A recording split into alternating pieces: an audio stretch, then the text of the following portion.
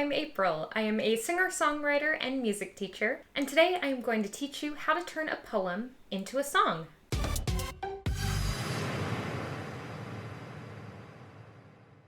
There are a few different ways to go about doing this, but what I'm going to do is just start by talking about directly taking your poem and just transplanting it into a song, and then throughout the video we can maybe start getting a little more in depth, like if we wanted to pick apart pieces and kind of Frankenstein it. But if you are going for that direct method, you can start by looking for any sections that repeat. Any line that happens a few times throughout your song is probably really important, and it also probably says something about the grand scheme of what your song is about. Those are going to be your gold mines as far as figuring out what your chorus or refrain is going to sound like. So if you're taking your entire poem and just plopping it into song form, chances are those are going to be the spots where your big refrain or chorus happens. If you need a reminder about what verse refrains are or what choruses are, you can watch my video series right there where I talked a little bit about song form. If your song doesn't have any repeating sections, that's totally okay. You can differentiate between that chorus or refrain line that you've chosen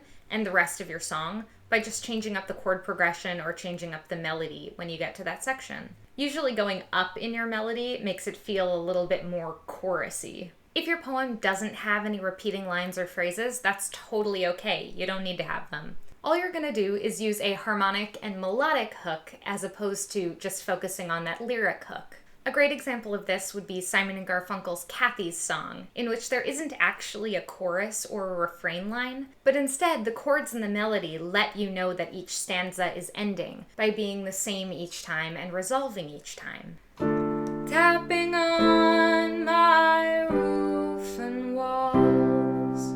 Right there you can hear that we use the 5 going to the 1.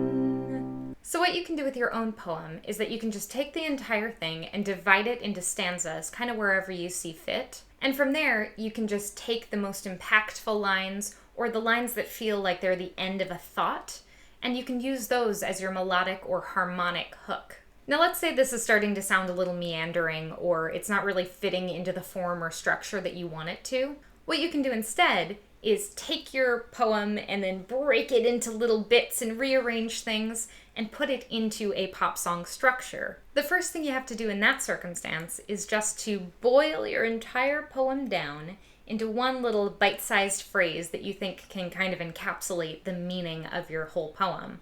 Then you can list any important metaphors, any important ideas or images, anything that comes to mind as being really crucial to the poem itself. From there, you can reorganize into a pop song structure. And the way to do that is to take the biggest concept, that overarching main idea, and use that as your chorus.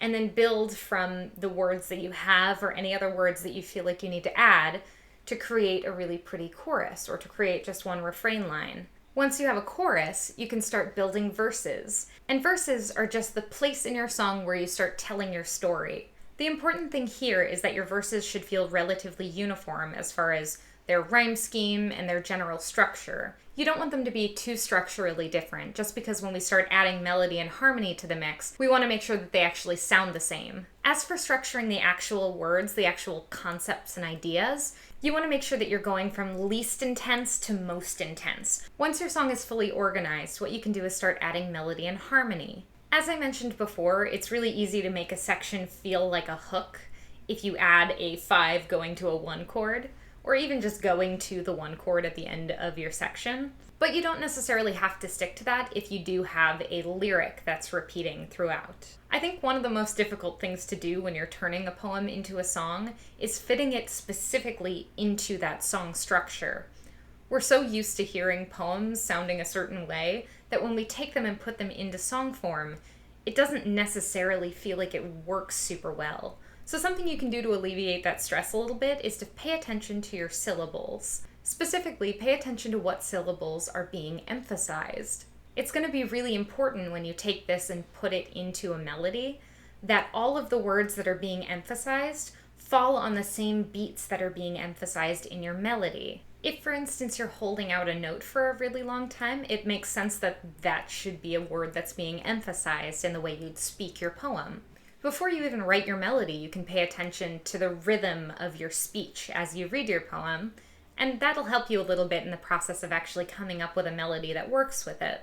The last thing I wanted to mention is the concept of prosody. I talk about this in a ton of different videos, so I'm so sorry if you've heard this before. But the concept of prosody is basically that you want your form and your content to match. Form would refer to things like your structure, your rhythm, your rhyme scheme, even things like the genre or instrumentation. Your content would be what the song is actually trying to tell us emotionally. What's the story? What are the words about? And basically, we want those things to be cohesive. We want to make sure that those things match.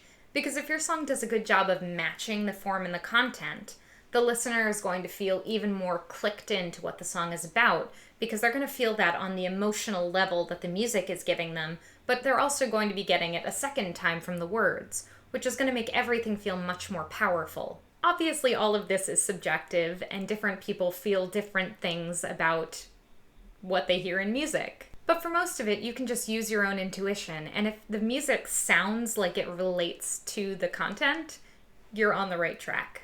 I hope you found this video helpful. If you did, be sure to leave a like, let me know in the comments, especially let me know if you've used this method or any other method to turn a poem into a song. And be sure to subscribe to my channel if you haven't already, and ring that little bell if you want to be notified the next time I post something.